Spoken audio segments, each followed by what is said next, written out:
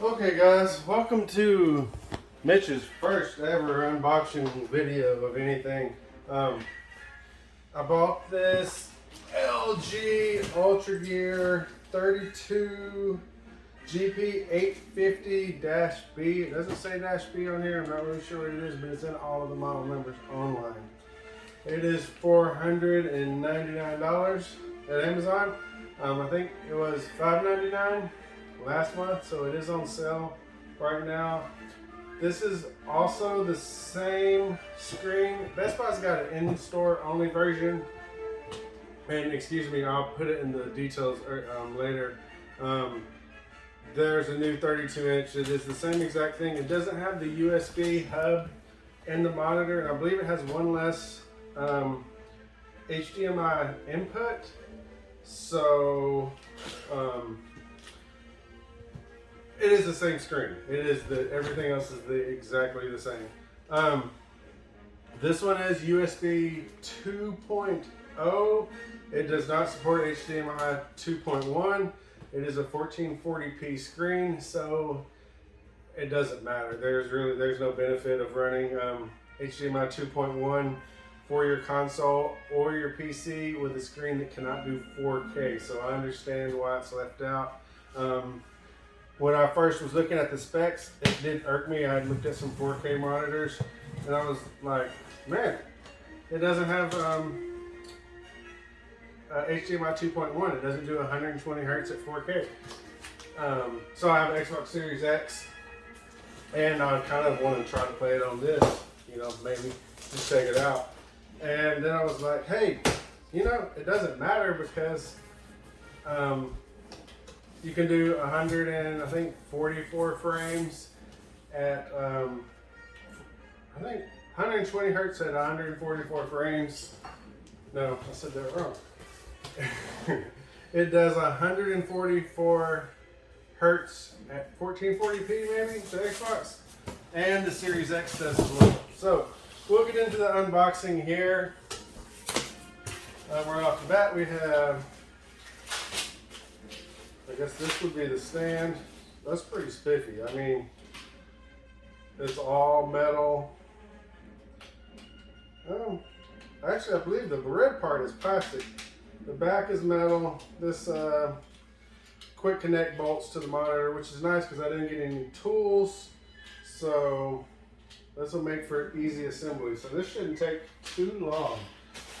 Once I get it set up too, I will either make another video or at least update my opinion on it. I think I've got 30 days to return it, so we're going to check it out. And if you guys have any suggestions on a better monitor in this price range, 32-inch, I did pick, one of the reasons I did pick this one too over, I believe there's a Gigabyte M32.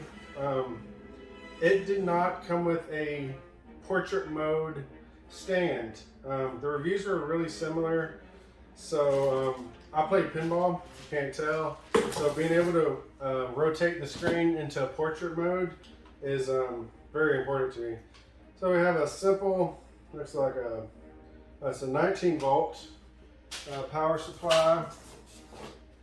I have a warranty card. I'll put that in because I do believe in taking advantage of my warranty. The owner's manual, you might read that. This is something I noticed on this other monitor I have back here, which is a HP Omen 25. It's a little bit older, but it came with this super weird blue to USB cord, and I was like, man, I've been doing PCs for well over 20 years. What does this do? This is for the USB hub, and any modern monitors that have USB built in, this goes into the USB 3 off of your PC and into the back of the monitor, so you can hook up your keyboard, your mouse, anything that you have USB 3 to, maybe an external hard drive. You can hook it directly into the back of your monitor, into the USB hub. That data will go over this wire into your PC. So It's nice to have extra ports. I usually don't take advantage of those, but you know, we'll see.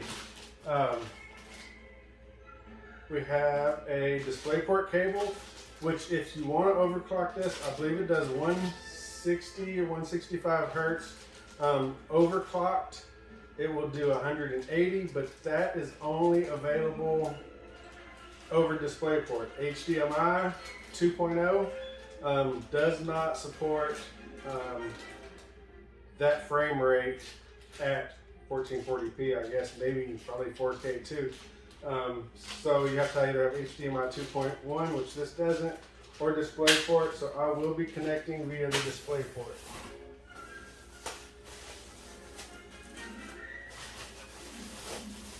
Now this is beefy. This is, it looks to be the control arm, and it weighs more than that monitor easily. Again, that's an Omen 25. This is several pounds. This is a very, very, very beefy monitor holder, I guess. I'm not really sure. Control arm. It's a Visa bracket. Looks like this screws into the bottom. The monitor. Oh, it's gonna set like this, possibly. You know, we might have to get out there.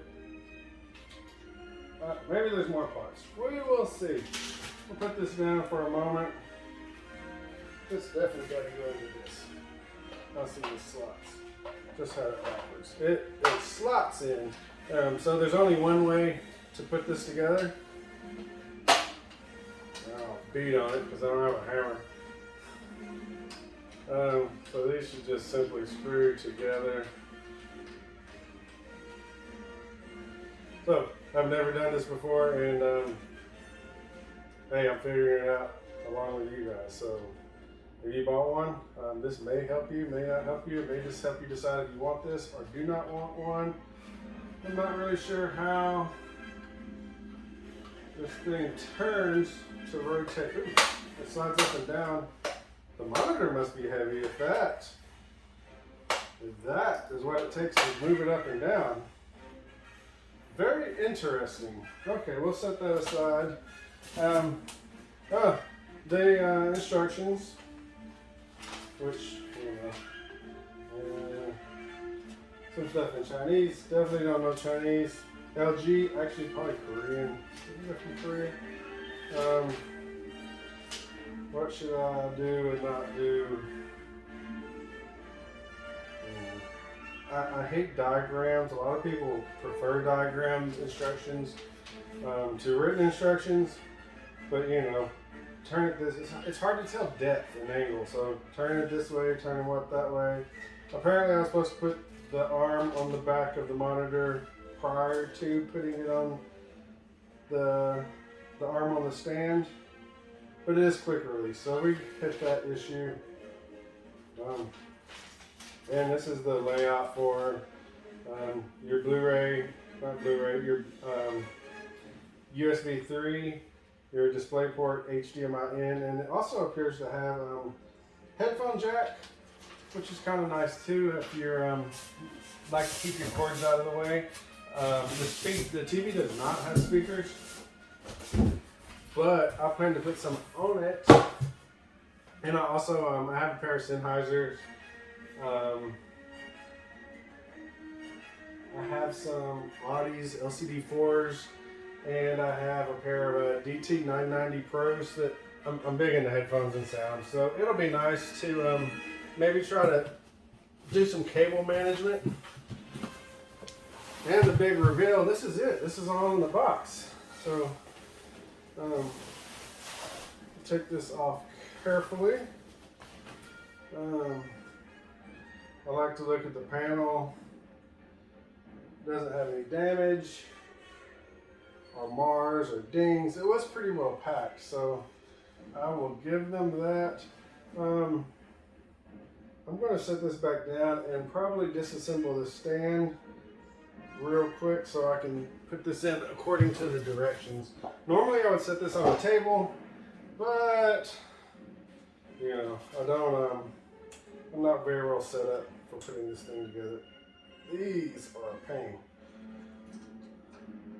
I guess they've never been moved out before, so the quick connects. Some people are probably going to need a screwdriver to flip this up so you can turn it, or a butter knife. Either one will work. So set that back down. And with this in the box, maybe I will just set it. There appears to be some clips. Which way is up? Which way is down? So this is going to be the top. That is the top of the monitor.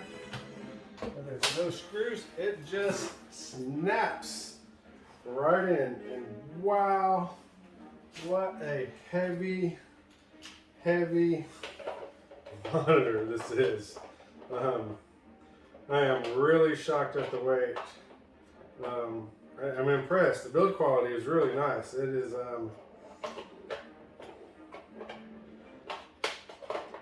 some heavy stuff. Not very flimsy at all.